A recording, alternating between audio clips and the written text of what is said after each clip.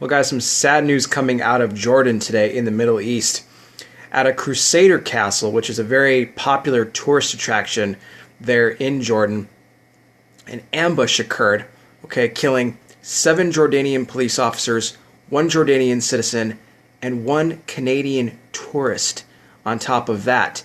In what is a very popular, like I said, very popular tourist area. Look, Jordan's business to bring in tourism rates have just dropped dramatically ever since ISIS made their presence there in Iraq and Syria over 2.5 years ago now. Now Jordan, if you don't know, they are part of a U.S.-led coalition that is currently fighting ISIS there in the Middle East.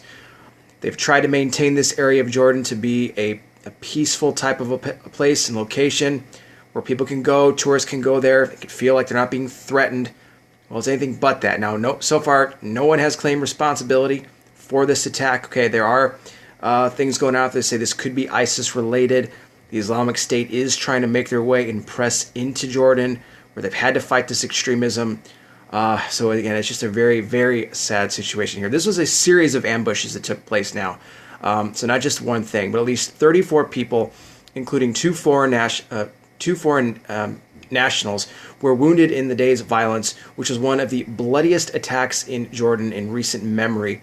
Security officials said in a statement late Sunday that at least 4 gunmen were killed and that troops continue to search the area. The statement said that large amounts of weapons had been seized. It made no reference to local media reports that at one point the attackers had held hostages.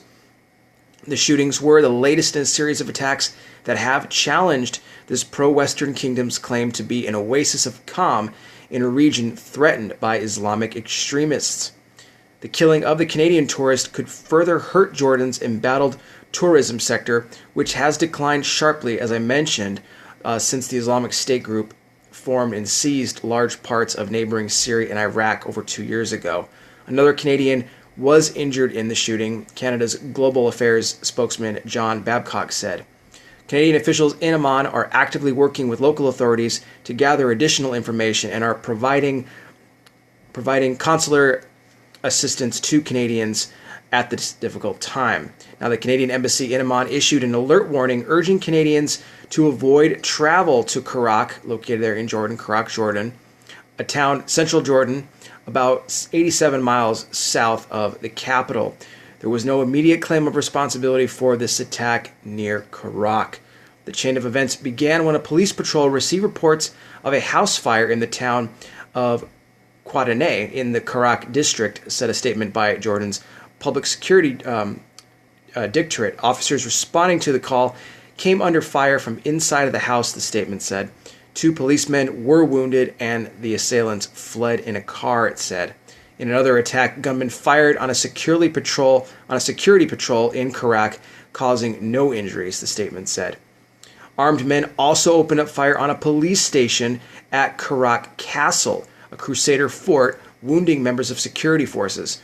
The statement said that 5 or 6 gunmen be holed up inside of the castle.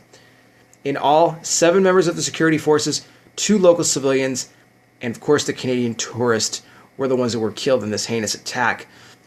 15 members of the security forces, 17 local civilians, and 2 foreign nationals were injured in this attack. Jordan is facing this homegrown extremism with hundreds of Jordanians fighting alongside other ISIS militants in Iraq and Syria and several thousand more supporting the extremist group in the kingdom. Jordan is a key U.S. ally, as I had mentioned, and a member of the U.S.-led military coalition fighting ISIS. For those that don't remember, about 1.5 years ago or so, even Jordan's king Abdullah, actually took it upon himself to go up in a plane and actually take part in the bombings on ISIS during this time when ISIS had attacked Jordan back then a couple of years ago. So they're not going to mess around. If you press into Jordan and ISIS tries to roll in there, you can expect to fight back. They're not just going to roll over and just let you take over. That's not Syria over there. That's not going to fly in Jordan. They rely on their tourism. They want people to come to their country. They want to see the historical relevance of everything that Jordan has to offer. It's just like Egypt. Egypt is the same way. Egypt now is being attacked heavily by ISIS, more so than Jordan.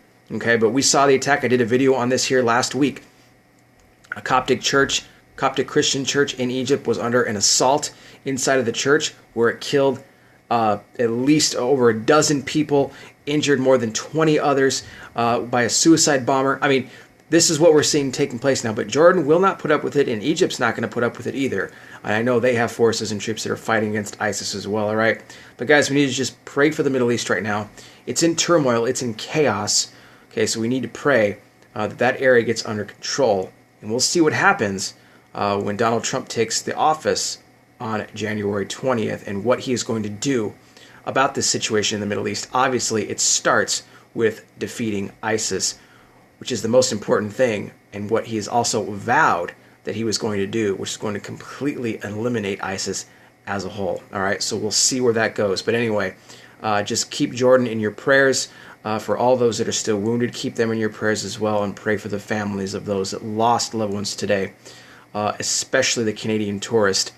You don't want to start seeing tourists getting killed going over there. Like I said, it's not going to be good for their tourism sector whatsoever, all right?